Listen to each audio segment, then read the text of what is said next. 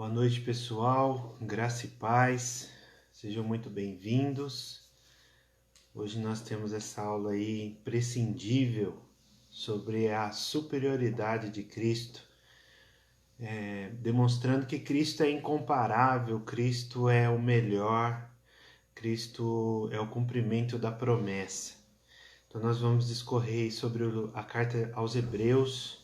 Muita informação importante, muito privilégio do Senhor ter nos concedido essa carta abençoada para um povo exclusivo que não tem relação conosco, mas que hoje tem todos os seus efeitos na nossa vida, dentro da sua teologia. Vai ser um privilégio do Senhor. Vamos orar em nome de Jesus? Pai, em nome de Jesus, nós queremos te agradecer, Deus, por esse privilégio de estarmos aqui mais uma vez para trazer entendimento, para que o Senhor possa cumprir o teu propósito na nossa vida. Que, ó Deus amado, em nome de Jesus, que a tua palavra seja honrada nesta noite, que o teu nome seja glorificado, Deus, e a tua igreja seja edificada, meu Deus, em nome de Cristo Jesus. Que esse tempo seja um tempo proveitoso, edificante, Senhor Deus, que nós possamos aprender juntos aqui nesta hora com a tua palavra, Deus, em nome de Cristo Jesus. Que a tua graça repouse sobre nós, traga fortalecimento, traga coragem, meu Deus, em nome de Jesus, para que nós possamos cumprir aquilo que o Senhor tem nos designado a fazer. Em nome de Jesus, te pedimos a capacitação do Senhor, a tua unção, a tua graça, para que possamos, ó Deus, estar juntos, Senhor Deus, alinhados, prumados com a tua palavra. Em nome de Cristo Jesus. Amém. Amém? Louvado seja Deus. Graças a Deus estamos aí mais uma vez.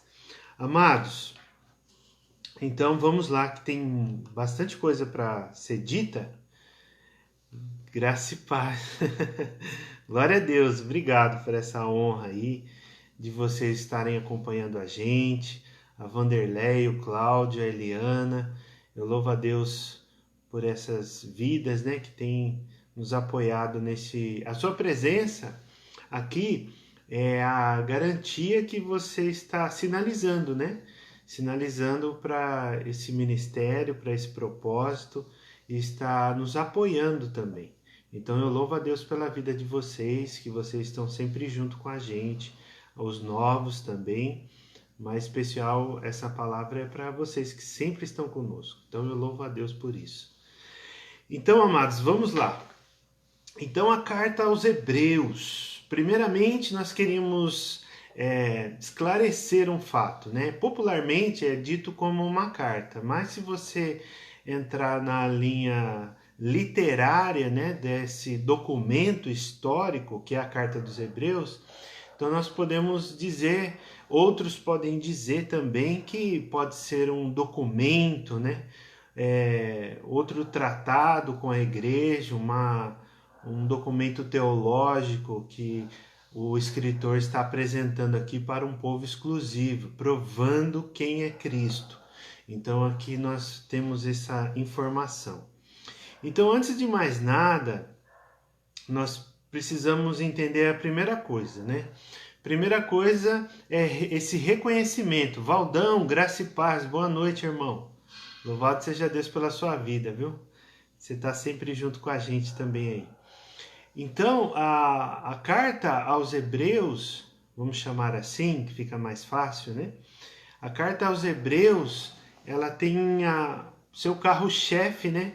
É demonstrar teologicamente, biblicamente, apesar que é a Bíblia, né, que nós já conhecemos, mas, por outro lado, é a maneira como que Deus está provando, usando o Antigo Testamento para provar para aquele povo lá de Israel, o povo hebreu que estava na diáspora, aí, né, em todos os lugares que Deus está ministrando aí. Então, é importante a gente dizer assim, que como é Cristo superior a todas as coisas, Clenira, graça e paz, seja bem-vinda, um abraço para o Rogerinho. Se Cristo é superior sobre todas as coisas, ele é incomparável, não é?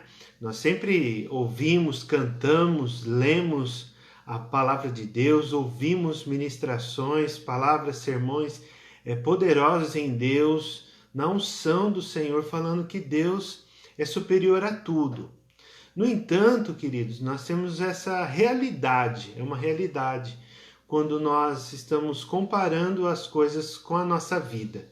Quando nós começamos a comparar a palavra de Deus, a Bíblia, a superioridade de Cristo, obviamente que nós vamos enxergar que Cristo é incomparável. Mas esse exercício é possível e é muito realista para identificar o que é prioridade na nossa vida. Quando nós colocamos os nossos sonhos, quando nós colocamos os nossos objetivos, como nós colocamos as nossas metas, o que você precisa fazer, como que Deus tem te usado, qual que é o seu ministério, que Deus tem te chamado para fazer. Então, dentro de tudo isso, nós vamos encontrar o quê? Aquilo que está de acordo com a vontade de Deus. Às vezes as pessoas usam um termo assim, mas eu ouvi uma pessoa dizendo que o centro da vontade de Deus não é uma frase bíblica, né? É uma frase humanista que o homem criou para se encaixar dentro do propósito de Deus. Mas a verdade é que Deus, ele é soberano sobre todas as coisas. E o plano dele é perfeito. Então nós temos que entrar dentro desse plano, não que o plano tenha que se encaixar na nossa realidade. Então essa é a diferença muitas vezes, né? Quando nós colocamos Deus realmente, de fato e de verdade, uma encarnação da verdade de Deus. Então uma encarnação dos princípios bíblicos dentro do nosso coração, para que assim a gente faça a vontade do Senhor.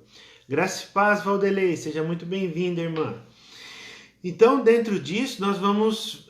o escritor de Hebreus vai colocar várias pessoas, vários personagens, várias pessoas que foram muitíssimas importantes dentro da cultura de Israel, dentro da cultura, no caso, hebreia. E principalmente do Antigo Testamento. Então, todo esse enredo, essas pessoas, né, que nós vamos passar, a comparação, né, que o escritor faz dos profetas, dos anjos, de Moisés, de Josué, do rei Melquisedeque, do apóstolo, de todos esses personagens bíblicos aqui, antepassados, dentro da história para esse tempo, mas também aqueles que estão aí dia a dia, né? Então isso é bem importante a gente verificar aqui como que ele está abordando isso. E é importante dizer também que o escritor de Hebreus, que nós não sabemos quem seja, ele é muito habilitado na sua grafia grega, né? Então quando ele escreve, ele é um conhecedor do grego koiné, daquela época que escreve, né, todos os originais da Bíblia naquele tempo, era escrito em grego koiné. Então esse não é um grego, é um grego antigo, né, não é um grego moderno. Se você falar grego koiné, chegar lá hoje, no ano de 2021, lá na Grécia, ninguém vai entender. Então é outro tipo de linguagem, né? Então, ele é muito habilitado para isso. E essa semelhança a gente se recorda de quem? De Lucas.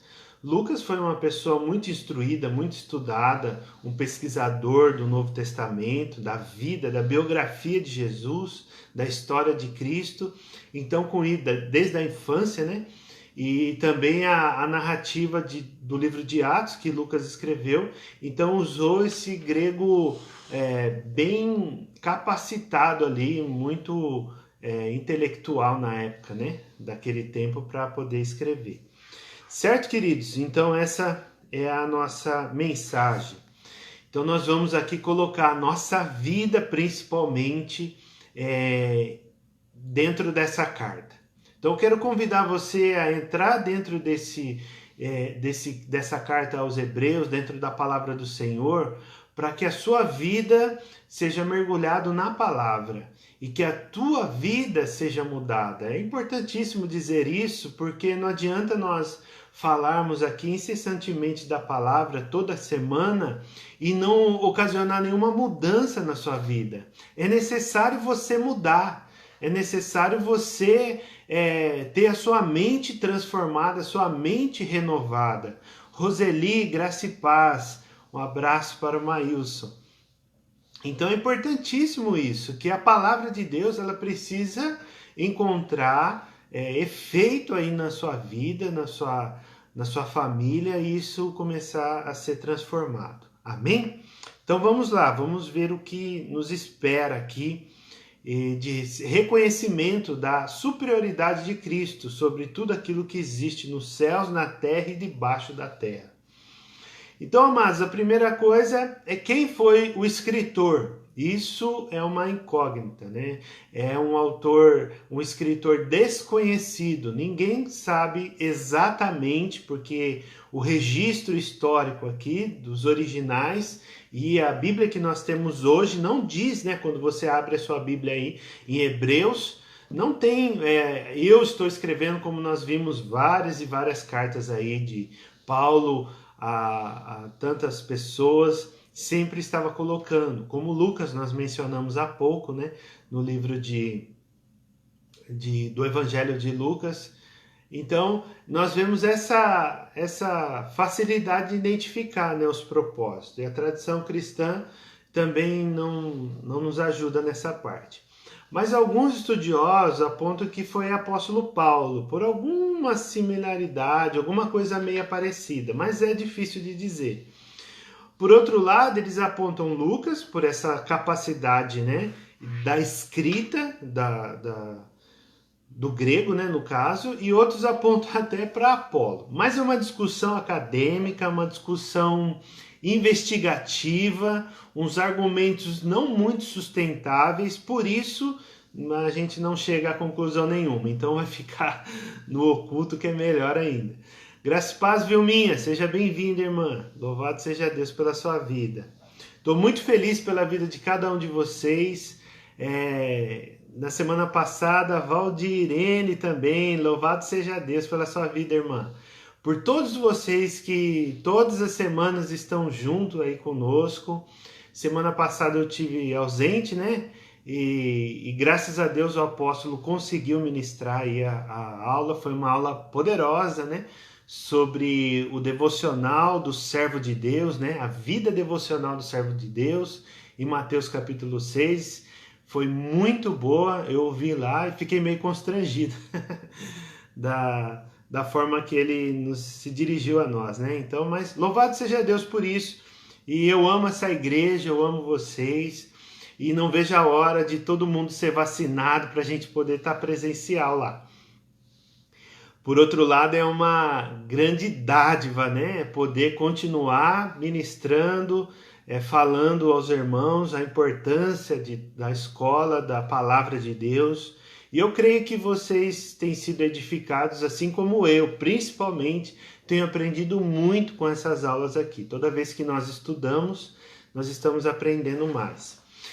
Então, amados, vamos lá, vamos continuar. O que é? Qual que foi a palavra, né? Qual que foi o conteúdo que o escritor de Hebreus preservou? Foi uma palavra de exortação, como nós vimos lá em Hebreus 13, 22. Gary Collins, ele fala no seu livro O Aconselhamento Cristão a respeito da palavra grega koine, a palavra exortação, do grego koine, e significa andar ao lado para ajudar. Então essa foi a tradução. Eu não leio grego, eu também não estudei no seminário grego, mas muito pouco.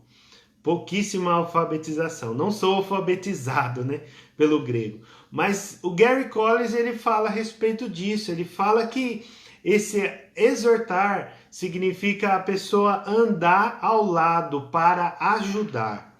Então, aqui foi essa mensagem que o escritor de Hebreus escreveu para esse povo hebreu.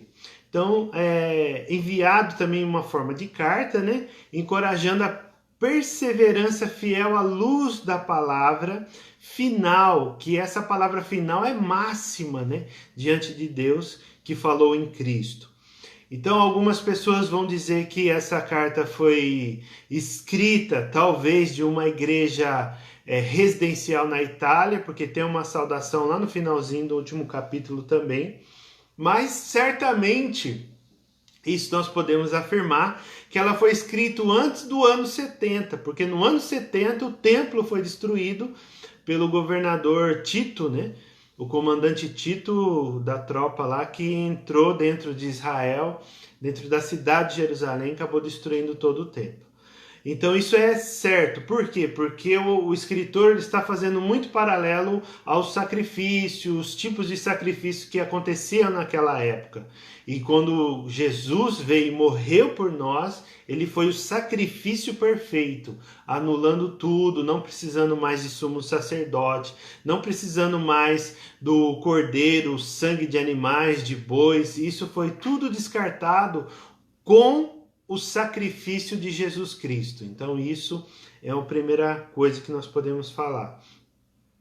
E o porquê, né? Porque o que pode ser dito é que os destinatários dessa casa estavam dispostos a abandonar a fé em Cristo. Por isso que eles foram encorajados, entende? Porque tinham dúvidas, né, na nova humanidade criada por Cristo através da cruz. Os ritos hebreus da lei de Moisés que estavam sendo priorizados na fé judaica. Com isso, o escritor da carta de Hebreus tem como objetivo central a exposição da superioridade de Cristo Jesus, nosso Salvador. Então aqui, queridos, o que é importante a gente dizer?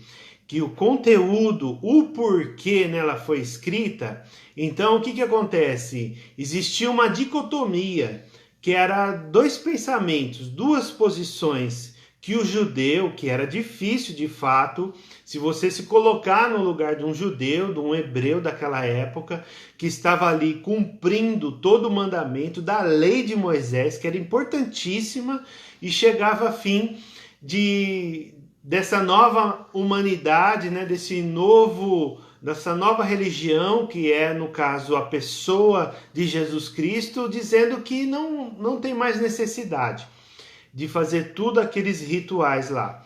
Então isso trouxe grande preocupação para eles. E também, consequentemente, eles não eram mais aceitos dentro da sinagoga.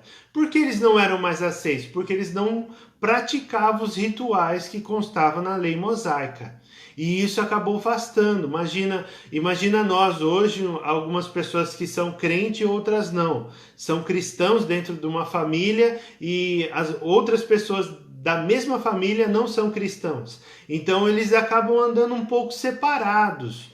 Então por isso, você imagina naquele tempo, era muito separado e com isso não entrava mesmo dentro disso. E isso estava enfraquecendo a fé desses judeus cristãos, desse povo hebreu chamado pelo Senhor para estar junto como igreja do Senhor Jesus. E com essa dicotomia no coração, eles trouxeram o quê? Essa preocupação e esse desânimo. Aí o que o escritor de Hebreus faz? Vai lá e faz um tratado teológico, provando por A mais B que Jesus é superior a tudo isso, para que eles pudessem ter essa certeza, se agarrar nisso e também preservar essa fiel palavra. Porque você imagina, eles estavam preocupados também com o sacrifício anual, porque o que acontece? Eles pecam, né? Eles pecavam naquela época também, não diferente da nossa vida hoje, e eles precisavam apresentar, ano após ano, a sua oferta de sacrifício ao sumo sacerdote, né? Lá no templo, e ele ia entregar essa oferta e ia fazer uma oração, e eles seriam redimidos, perdoados pelos pecados que eles cometeram durante o ano. Aí agora a comunidade cristã está falando que não é mais necessário. Então isso trouxe o quê? Mas será se Jesus foi capaz mesmo de perdoar sempre o nosso pecado? Então essa era a dúvida deles. Mas Jesus foi o sacrifício perfeito. Não precisava mais se remeter a algo do passado, uma lembrança tardia, né? Ano após ano, ser lembrado por isso, por esse pecado, tinha que trazer. Não, Jesus já tinha feito de uma vez só, não era mais necessário. E a perseverança, assumindo a responsabilidade, aquilo que a gente vai dizer agora, mas assumindo isso, o efeito que isso trouxe da desobediência do povo de Israel trouxe a destruição do templo. Então você imagina quando Deus estava ali ministrando o coração, né, do povo, trazendo o povo, enviou seu próprio filho Jesus Cristo para morrer como sacrifício perfeito, assumindo o sacerdócio. Aí as pessoas não estavam acreditando. Aí, como nós podemos trazer isso para a nossa realidade? Às vezes as pessoas também pensam dessa maneira. Ah, Deus não está ouvindo a minha oração. Primeiro lugar, a pessoa já fala, eu acho que eu ando muito errado e aquilo que eu fiz ainda pesa na minha mente, aquilo ainda me preocupa, eu não me perdoei por isso e também não perdoei as outras pessoas e tal, aquela coisa toda. Então isso está colocando o quê? Uma dicotomia, está colocando uma dúvida dentro do seu coração. Então está colocando outro pensamento que não é da palavra de Deus. Entende? Então isso vai trazendo o quê? Que será que é necessário fazer outra coisa? Será que é necessário fazer uma boa ação para uma caridade a alguém? Não. Não é necessário você fazer uma caridade. Às vezes a pessoa veio de outra religião que fazia sacrifícios de animais também, né, para os seus espíritos lá. Então não é necessário isso. Não precisa mais acender uma vela, não precisa mais fazer uma caridade, né, fazer alguma coisa. Não que a caridade seja errada, entenda bem, mas isso não vai substituir aquilo que Jesus fez, porque Jesus é superior, entende? Nós fazemos a caridade para o nosso próximo, ajudamos com alimento, ajudamos com roupa nesse inverno, é muito importante, mas isso não quer dizer que você vai ser perdoado pelos seus pecados por conta disso. Entende? Então olha só como isso também é uma realidade para os nossos dias. Não foi só naquele tempo, nesse contexto histórico, que é muito rico nós entendemos isso, mas é uma realidade. Amém? Então dentro disso, amados, a superioridade de Cristo, né? Então o início dessa carta é lindo, maravilhoso. Só esses 4 versículos aqui, nós poderíamos falar um bom tempo, né? Tem muito assunto só desses 4 versículos, mas vamos ler? Vamos ler aqui na Nova Almeida Atualizada, que diz assim, Hebreus capítulo 1, versículo 1. Antigamente, então você imagina aí no contexto, você no ano, antes do ano 70, vamos dizer aí na década de 60, na década de 70, depois de Cristo, no primeiro século. Antigamente, então ele está falando de 1600 anos no mínimo, dali para menos, né? Deus falou muitas vezes e de muitas maneiras aos pais pelos profetas. Então ele está querendo dizer o quê? Que aquelas pessoas que ensinaram eles foram instruídas por Deus através desses profetas.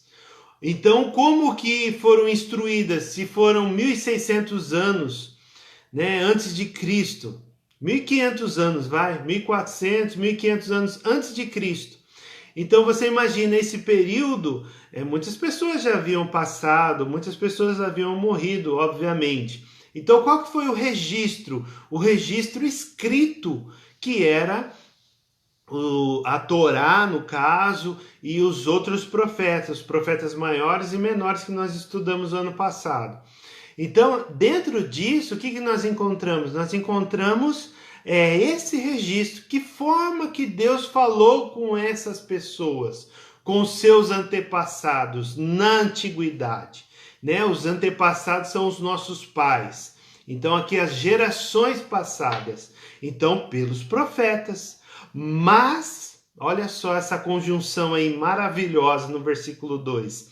Mas nestes últimos dias, a plenitude de tudo aquilo que Deus está fazendo, nos falou pelo Filho. Quem que é esse Filho?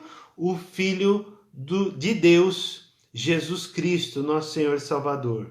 A quem constituiu o herdeiro? Deus constituiu herdeiro de todas as coisas, pela qual também fez o universo. Então aqui ele está dizendo o quê? Que essa garantia, essa segurança, ele já está apresentando, o escritor de Hebreus aos Hebreus, ele está apresentando esse fato muito importante e considerável, que é essa teologia, mostrando que Jesus Cristo foi constituído herdeiro de todas as coisas, pelo qual também fez o universo, fez a terra, fez tudo aquilo que já existia daquele tempo, do primeiro século aos séculos passados. Entende? Aí ele acrescenta no versículo 3. Este mesmo herdeiro, né, o Filho, que é resplendor, que é o resplendor da glória de Deus, a expressão exata do seu ser, sustentando todas as coisas pela sua palavra poderosa.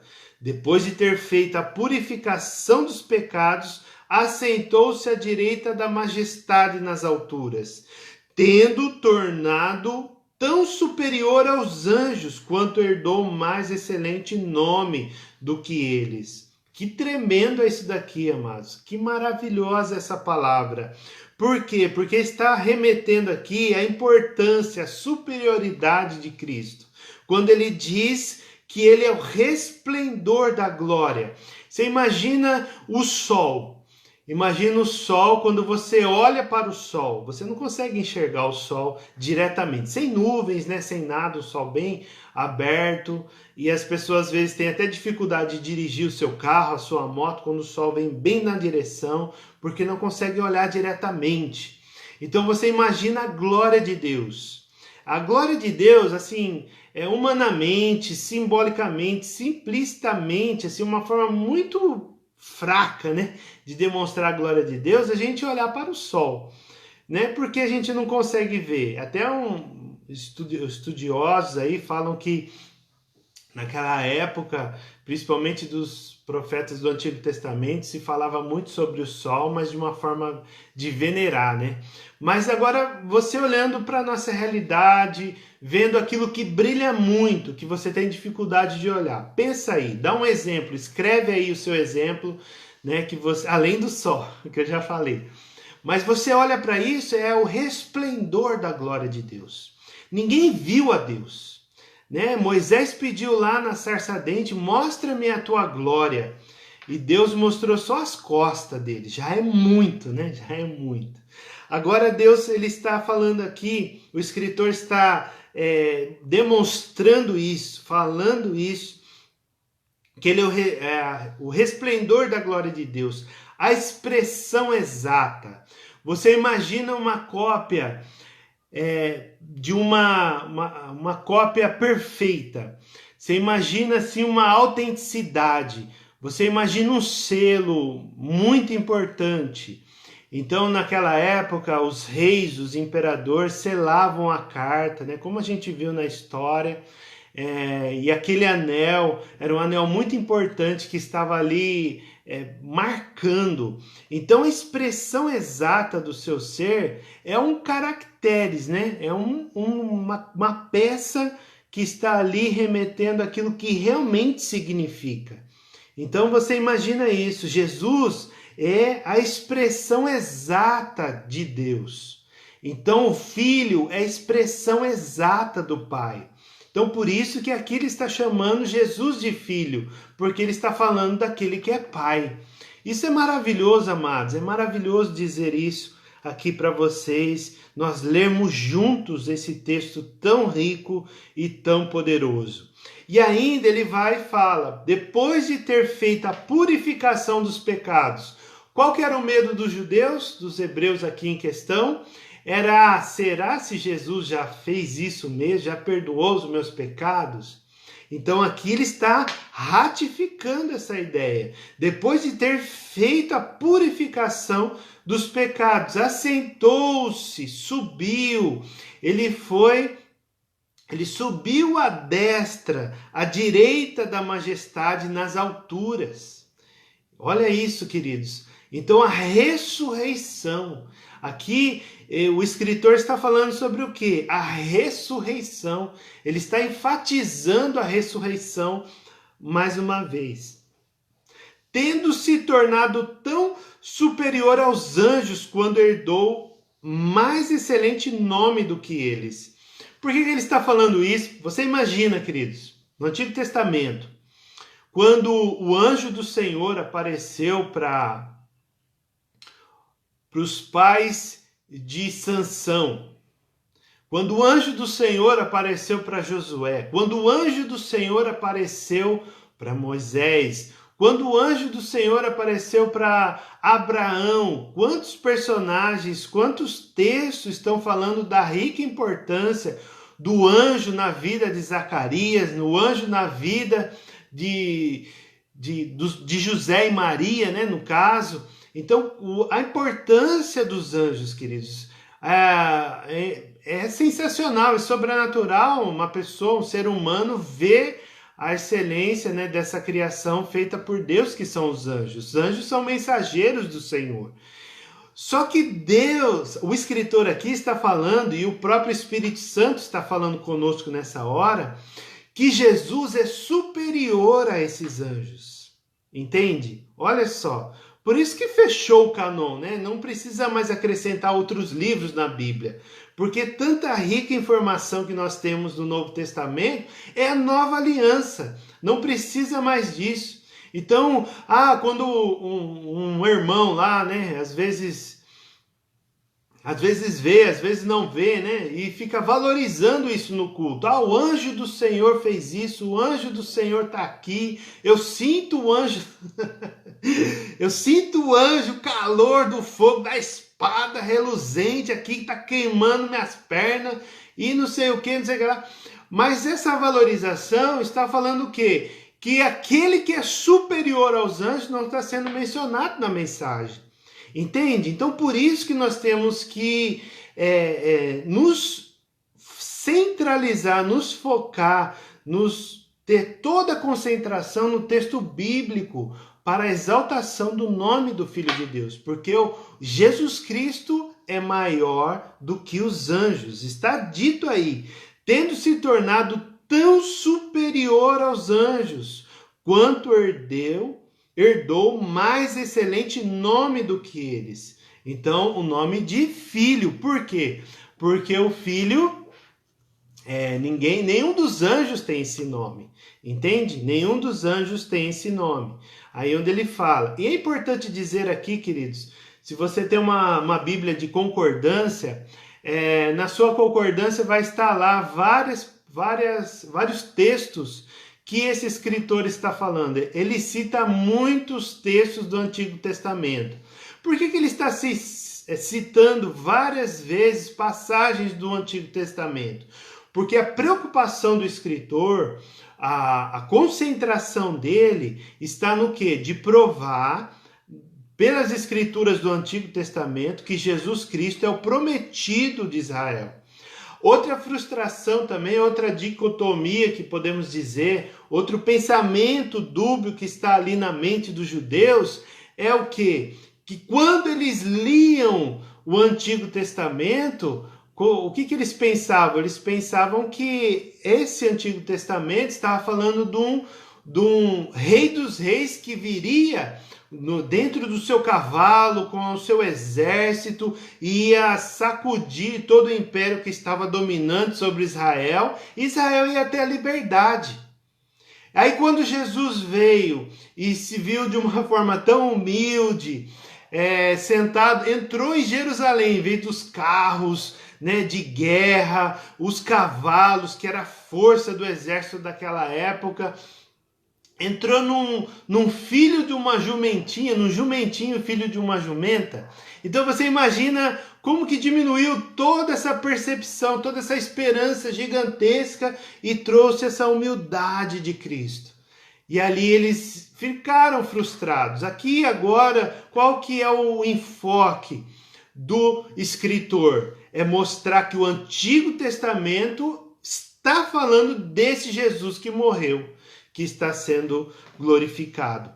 Entende, amados? Espero que você consiga entender isso daí. Então, o filho que é superior aos profetas, é herdeiro de todas as coisas. Este presente está presente desde o princípio de todas as coisas. Ele é a glória de Deus, sendo a sua representação exata, sustentada todas as coisas. E ele tratou com o pecado. Ele não deixou o pecado para a última hora, não deixou o pecado para depois.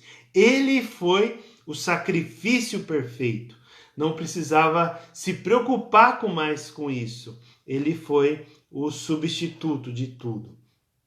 E aí nós vemos, a partir do versículo 4, dando uma resumidona aqui, né, porque a gente não tem tempo, a supremacia do Filho de Deus, onde ele coloca aqui essa exposição argumentativa do escritor de uma série de citações do Antigo Testamento. Então ele cita os Salmos, capítulo 8, ele cita a passagem de Moisés. Imagina a referência que Moisés era para os hebreus, irmãos. Moisés e Jesus teve vários embates, né?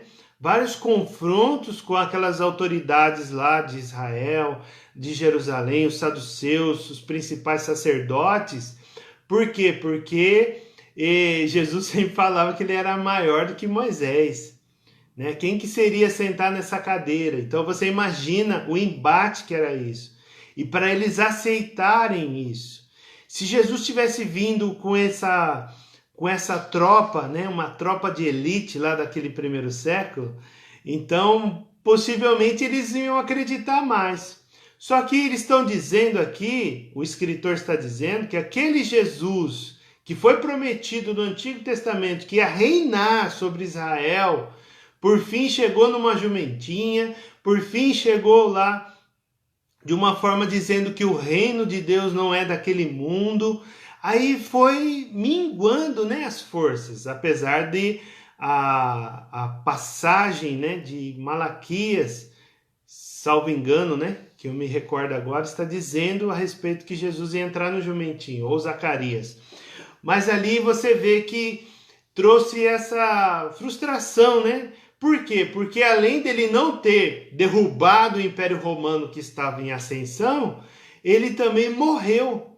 Então você imagina, como nós vemos na história do Antigo Testamento, principalmente naquele tempo, no contexto histórico, o rei que morria em batalha era um rei que não venceu nada, não conseguiu se pôr a sua autoridade, não conseguiu o domínio que era necessário.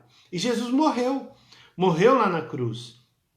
E só que eles tinham essa dificuldade de entender, por isso que ele está aqui enfatizando essa importância, né? Então ele fala da encarnação. É importante dizer também que a encarnação divina, reconhecemos aqui nos primeiros versículos que nós lemos, que Jesus é Deus. Primeira coisa que a gente precisa estar, às vezes é até chovendo molhado para alguns, mas é importante dizer isso, porque se ele se tornou homem, dentro de toda a filosofia daquela época também, os gnósticos, era difícil entender que Jesus ia entrar dentro, Deus ia entrar dentro de um corpo, o espírito e a matéria não iam ter ao mesmo lugar. Então, para eles tinha essa dificuldade.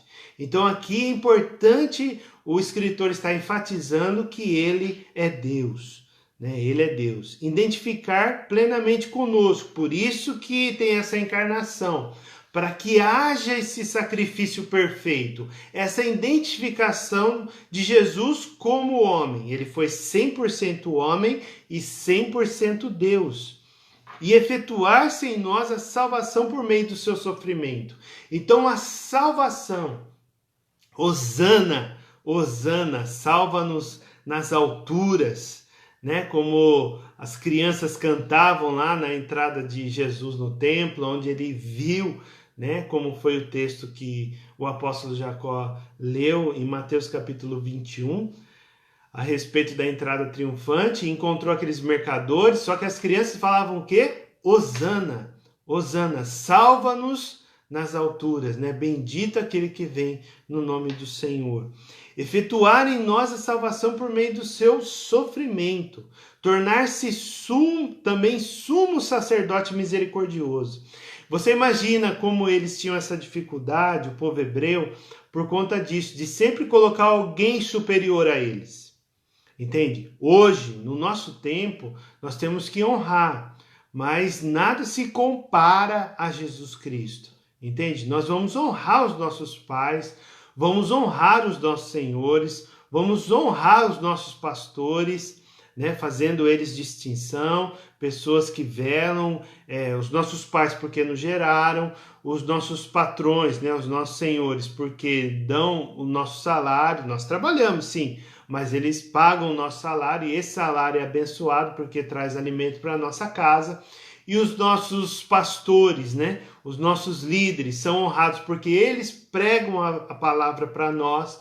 Nós precisamos olhar para eles e olhando neles o testemunho de como eles servem a Deus. Então essa perspectiva, esse olhar que nós temos que olhar, lembrando desses pastores, desses presbíteros, né, como diz aqui no capítulo 13. Então, quando nós olhamos, nós estamos honrando, mas não se compara. Quando Jesus fala, quando o escritor aqui fala que Jesus é o sumo sacerdote, quer dizer o quê? Que não tem mais nenhum acima dele. Ele está ali. Ele está absolutamente supremo. Por isso que é a supremacia, né, do sumo sacerdote, do Filho, né, que nós vamos ver aqui agora também, a partir do 4 até o 10. Vamos pular bastante por causa do horário, né? Mas do 4 ao 10 ele vai estar falando disso daí. Independente da posição dentro do corpo de Cristo, o acesso a Deus é igual. Igualmente. Não importa se você chegou agora na igreja. Faz 2 meses que eu estou na igreja, eu aceitei a Jesus como Senhor e Salvador. Aquele que faz 15, 20 anos, 30 anos que está na casa do Senhor, o acesso é o mesmo.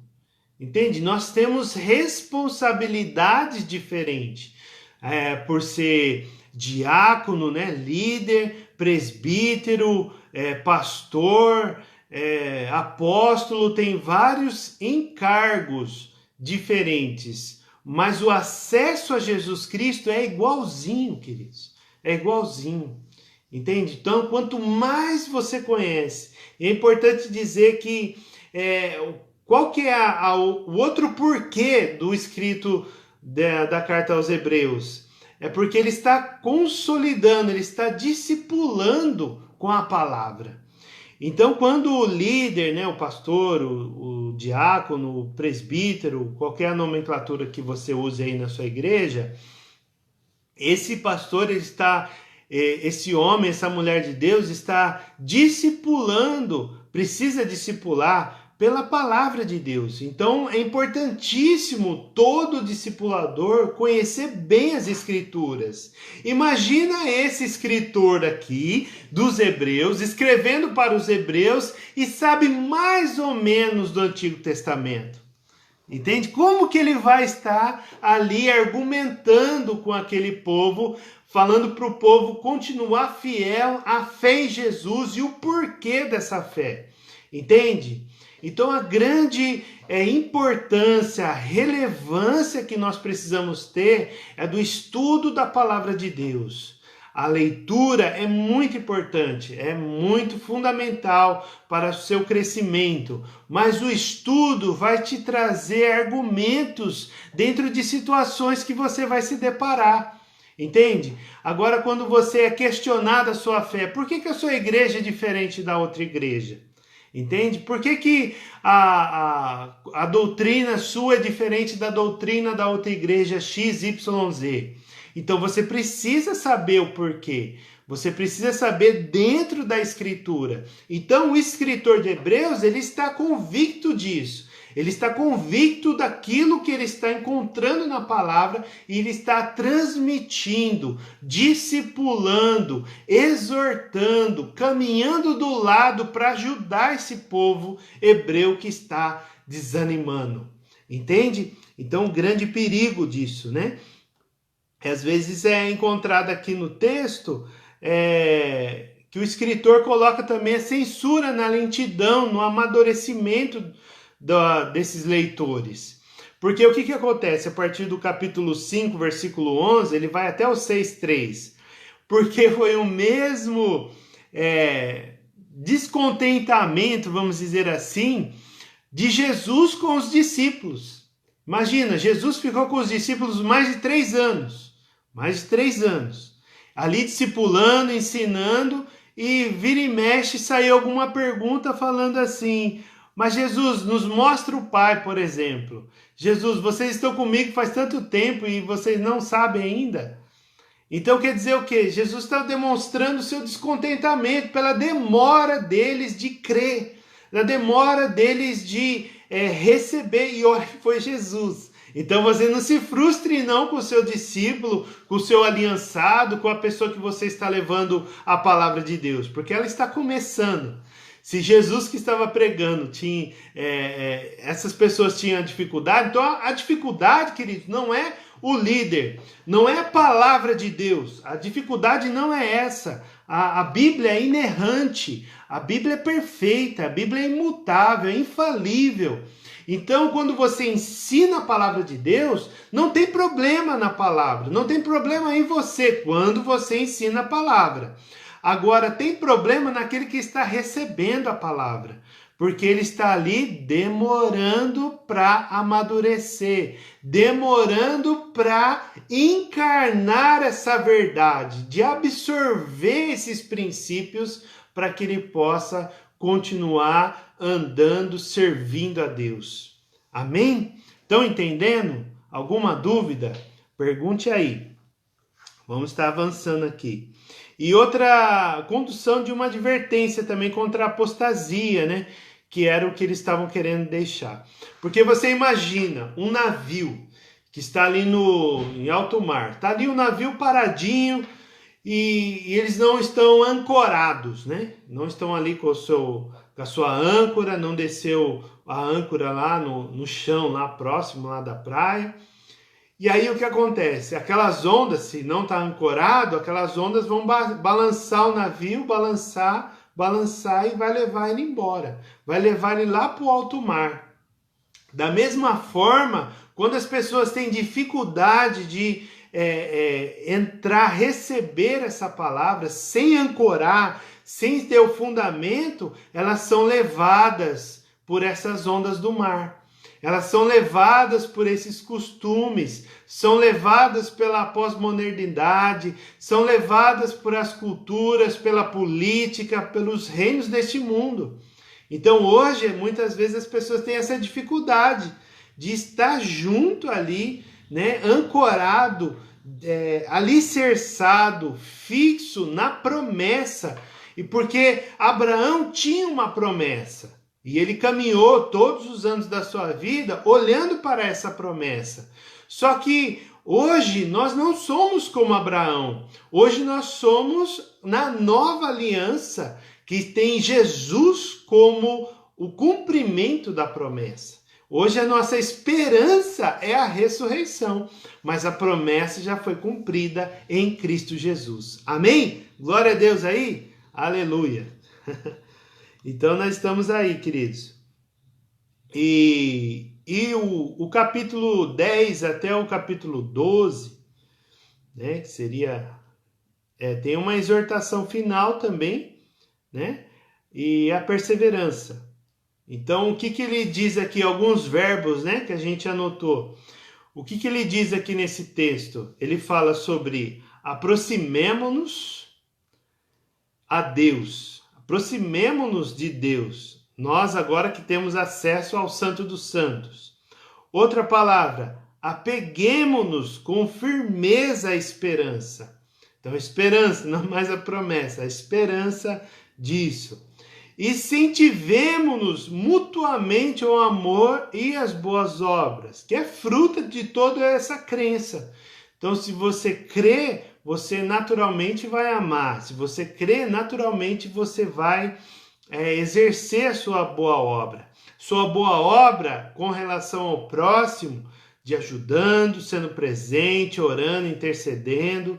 Isso é uma boa obra. Boa obra também com você, que você cuida da sua vida, cuida da sua saúde, você cuida da sua saúde física, da sua saúde emocional, da sua saúde espiritual. Então isso também é uma boa obra, né? O tempo sozinho com Deus é uma boa obra. O estudo da palavra de Deus é a boa obra. Então tudo nós estamos fazendo para quê? Qual que é o fim? Aperfeiçoamento de todo o corpo de Cristo até alcançar a estatura do varão perfeito, que é olhando para Cristo, o nosso modelo, né? O nosso sumo sacerdote. Então nós temos também, não deixemos de nos encontrar com os outros. Então, graças a Deus por essa internet hoje, né? Porque às vezes por conta do lockdown, por conta de restrições, de distanciamento, muitas pessoas têm deixado, principalmente a gente que trabalha com um grupo de célula, tem essa dificuldade, né? Essa saudade dos irmãos de estar junto, de estar comendo junto, se abraçando. Mas hoje, graças a Deus pela internet que tem nos facilitado de estar comunicando uns com os outros, por telefonema, né? E outras situações. Não deixemos de nos encontrar com os outros e nos encorajemos mutuamente. Então observe que dentro da carta você vai encontrar muitos textos falando de Salmos, textos falando de Jeremias, da Nova Aliança, textos falando de Abacuque. Então, pro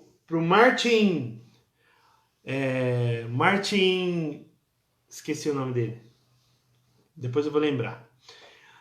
Um estudioso, quando a gente não lembra, a gente fala isso. Um estudioso, ele fala que a carta aos Romanos, a carta aos Gálatas, as duas escritas pelo apóstolo Paulo, e a carta aos Hebreus, são cartas que estão falando do Evangelho pela fé em Jesus Cristo. O Evangelho é a consumação de Jesus Cristo, é a boa notícia da salvação em Jesus Cristo.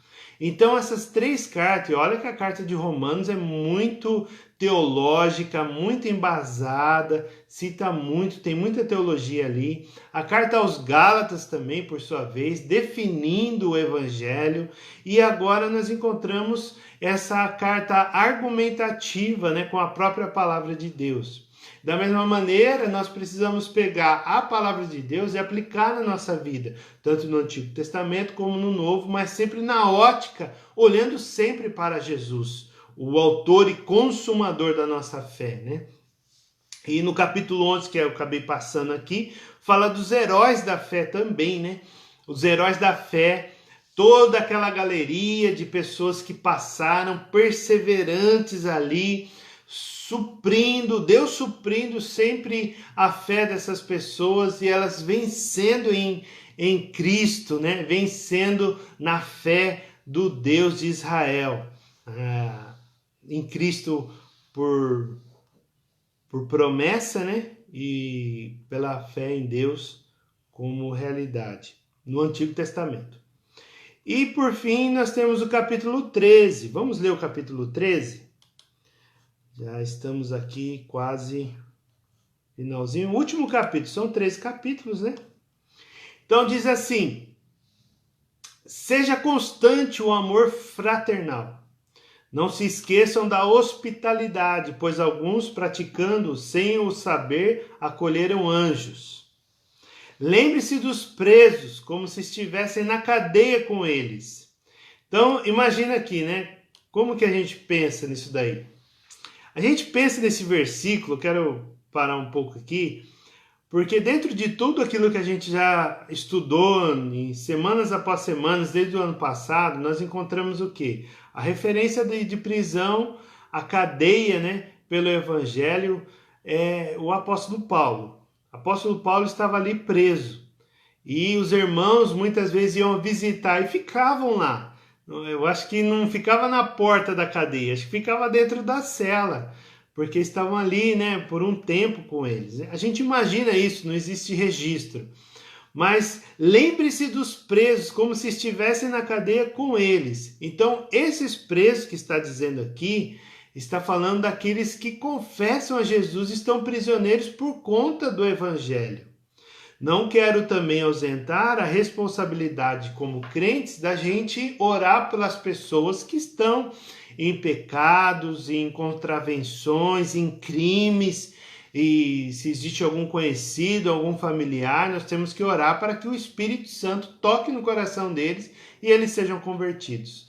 Mas dentro do contexto, nós já enxergamos esse primeiro ponto. Dos que sofrem maus tratos, como se fossem mesmo os maltratados.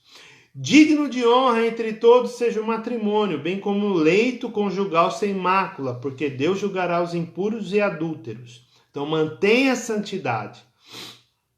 Que a vida de vocês seja isenta, de avareza, de ganância, né? Buscando lucros. Contente-se com as coisas que você tem, porque Deus disse, de maneira alguma deixarei você, nunca, jamais o abandonarei. Assim afirmemos confiantemente, o Senhor é meu auxílio, não temerei.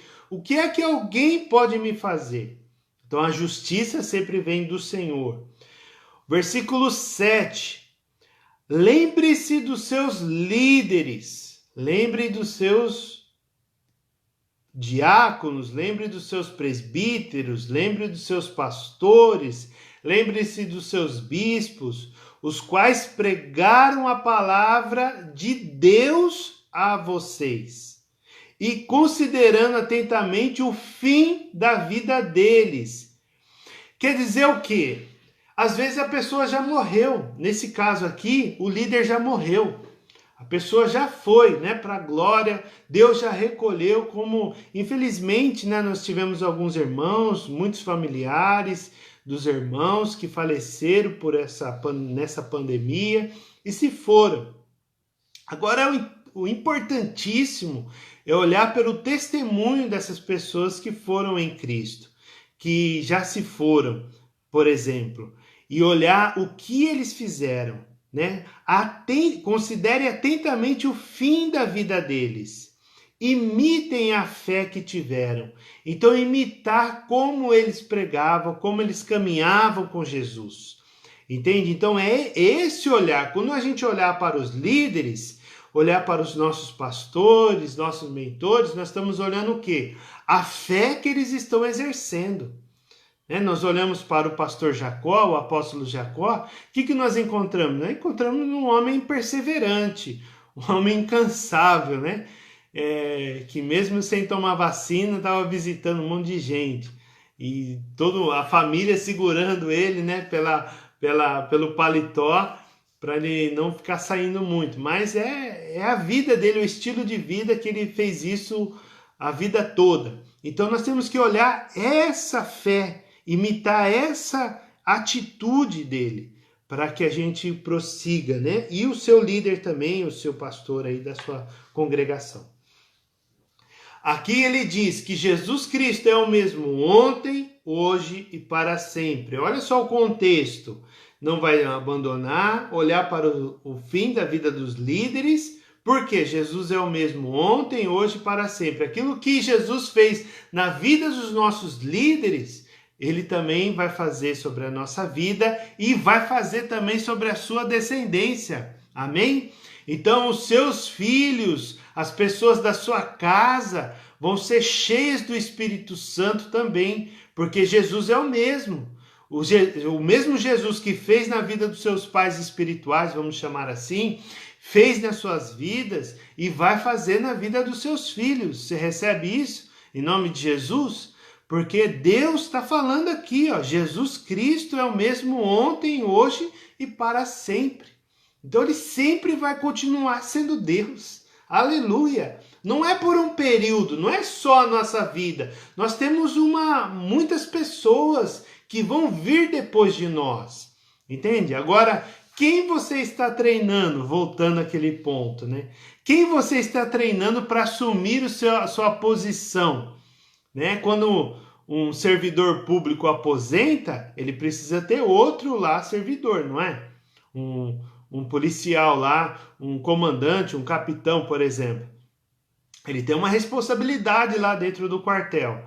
E aí, quando ele sai, sobe outro. Nunca deixa sozinho. Não é assim? E hoje nós temos, por exemplo, no estado de São Paulo, mais de 170 anos, 180 anos, nem sei, quase 200 anos aí do Estado trazendo proteção, né, na forma da Polícia Militar.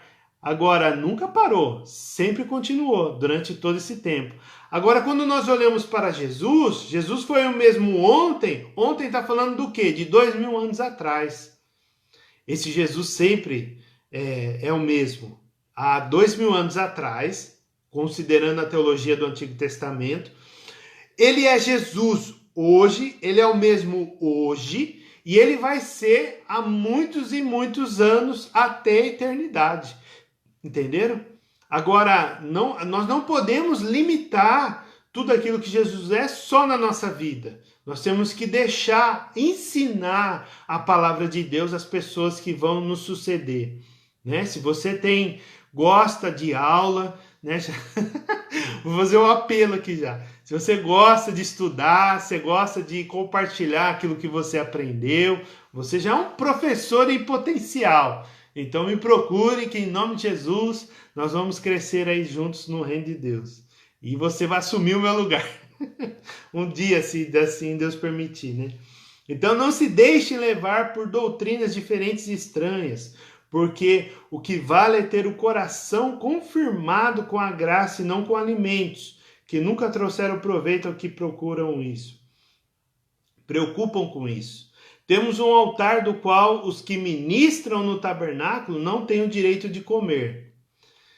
Pois aqueles animais cujo sangue é trazido pelo sumo sacerdote para dentro do Santo dos Santos, como sacrifício pelo pecado, têm o corpo queimado fora do acampamento. Olha só, ele está trazendo também tudo aquilo que a lei de Arão, né? Outro ponto também que a gente está lembrando aqui, é que a lei de Arão, ela veio, né? Arão veio depois, foi irmão de Moisés. Então o sacerdócio arônico, né, que eles chamam, que é todos os levitas, veio da descendência de Arão. Até no final ali do cativeiro da Babilônia, teve todas as gerações.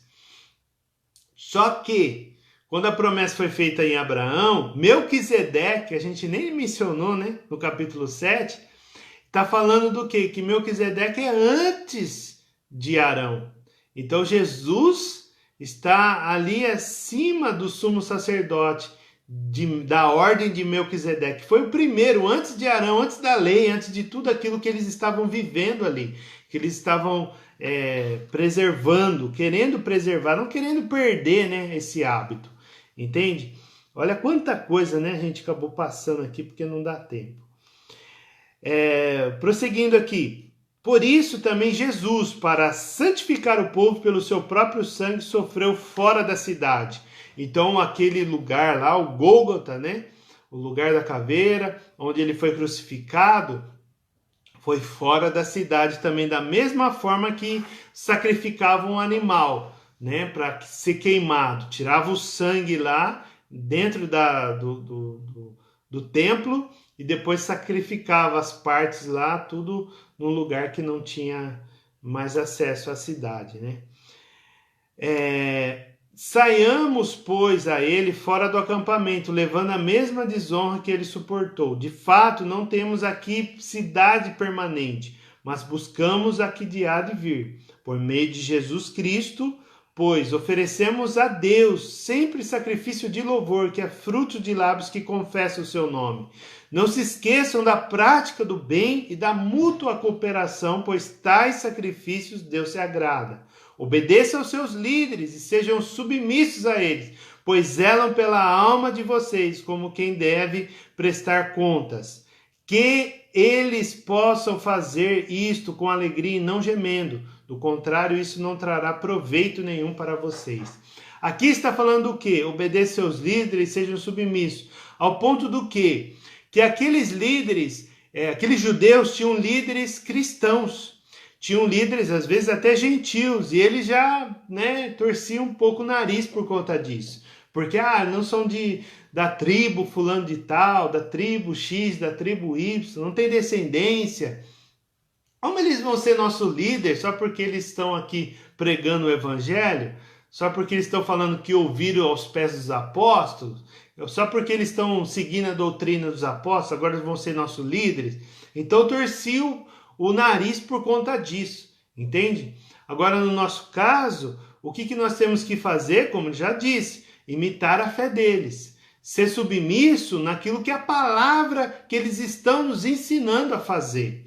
Quando eles falam de evangelismo, quando eles falam de discipulado, nós precisamos ser submissos nisso. Por quê? Porque a Bíblia diz a respeito disso, entende? Então não é algo que eles estão inventando, acrescentando, é algo que a Bíblia diz. Então para isso nós temos que obedecer esses líderes e ser submissos dentro da palavra de Deus. Orem por nós, pois estamos certos de que temos a consciência limpa, querendo em todas as circunstâncias fazer o que é correto. Aí ele prossegue aqui na saudação. Vamos ler até o final, né? Já está terminando. Peço com insistência que vocês façam isso, para que eu lhes seja restituído o mais depressa possível. Aqui eles falam que é a carta de Paulo por causa disso, né? Que eles deviam estar presos aqui. Ora, o Deus da paz, que tornou a trazer dentre os mortos o nosso Senhor Jesus Cristo, o grande pastor das ovelhas, pelo sangue da eterna aliança, aperfeiçoe vocês, hebreus, aperfeiçoe vocês da Igreja Batista Nova Aliança, aperfeiçoe vocês da Igreja de Jesus Cristo que há em toda a terra, aperfeiçoe vocês em todo o bem, para que possam fazer a vontade dele, que ele opere em nós o que é agradável diante dele, por meio de Jesus Cristo, a quem seja a glória para todos sempre. Amém. Irmãos, peço que escutem com paciência essa palavra de exortação. Então, no finalzinho aqui ele está falando, né? Graça e paz, irmão. Depois você volta lá, Ricardinho. Aí você vê aí que tem muita coisa. A gente pulou bastante, viu, Ricardinho? Por causa do horário, mas são 13 capítulos, né? Não dá para falar de todos. Agora, no versículo 22, né? Irmãos, peço que escutem com paciência esta palavra de exortação, porque, na verdade, escrevi de forma bem resumida. Saibam que, olha só, bem resumida e bem aplicada, né? Usando muitos textos do Antigo Testamento. Saibam que o irmão Timóteo foi posto em liberdade. Se ele vier logo, irei vê-los na companhia dele. Então você imagina, se fosse Paulo aqui falando de Timóteo, no versículo 23 do capítulo 13, ele estava dizendo o quê? Ele ia dizer assim, o meu filho na fé, meu verdadeiro filho na fé foi solto. Agora aqui não, aqui ele fala, se ele vier logo, irei vê-los na companhia dele.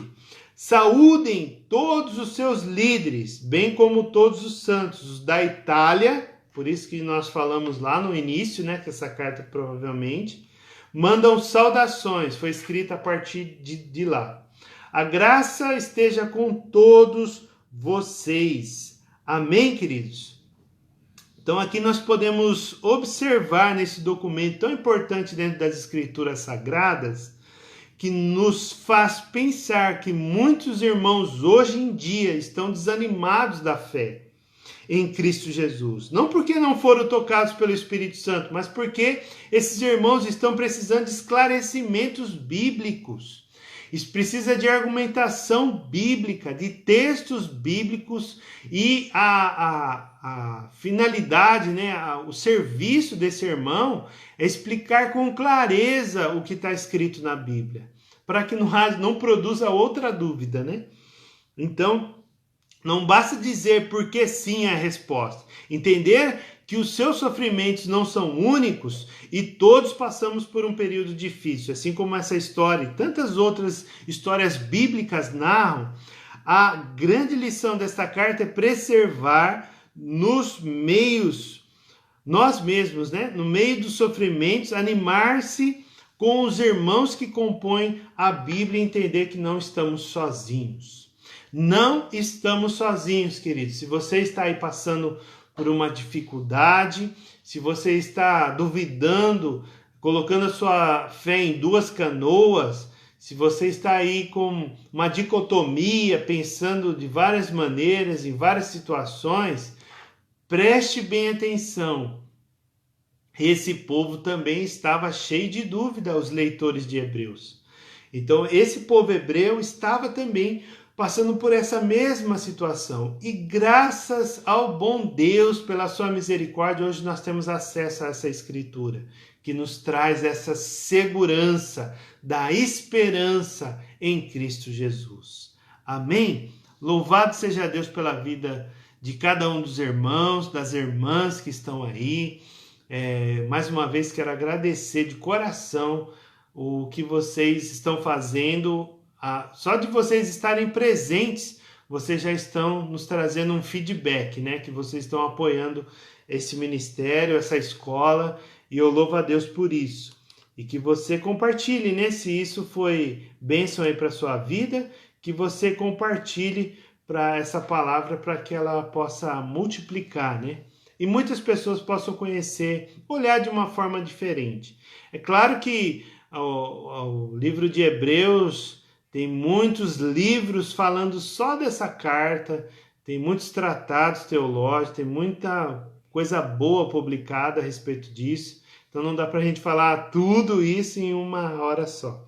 Mas eu fiz aqui o meu melhor, né? Tá bom, meus amados? Que Deus abençoe. Vamos orar. Se você tem um pedido de oração, deixa aí. Nós vamos orar nessa hora em nome de Jesus. Pai, nós queremos te agradecer pela vida de cada um que está conosco, que está assistindo esse vídeo. Que, ó Deus, o teu Espírito Santo continue trabalhando, que cause mudança na vida dessa pessoa e que ela seja cheia do teu Espírito Santo, Pai. Cheia de entendimento, de graça, de coragem, para que ela possa cada vez mais estar mais perto do Senhor para receber, ó Deus, a tua graça e misericórdia. Ó Deus amado, que eles continuem, Senhor Deus, sendo ministrados pelo Senhor. Oramos mais uma vez pela vida do Edson, Senhor, que, ó Deus, o Senhor recupere, transforme essa vida, que ele aceite a Jesus como Senhor e Salvador e que, ó Deus amado, a obra do Espírito Santo seja completa na vida dele, trazendo cura para as suas enfermidades e salvação para a sua vida, Deus, em nome de Cristo Jesus. Amém, meus irmãos? Louvado seja Deus. Passamos um pouquinho do horário aí, mas eu estou muito feliz. E semana que vem, assim que Deus permitindo, nós estaremos aí falando sobre a carta de Tiago. Uma carta bem interessantíssima. Tem até um pontinho ali que nós vamos explicar com mais detalhe na próxima semana. Espero por vocês, que Deus abençoe. Um forte abraço, graça e paz.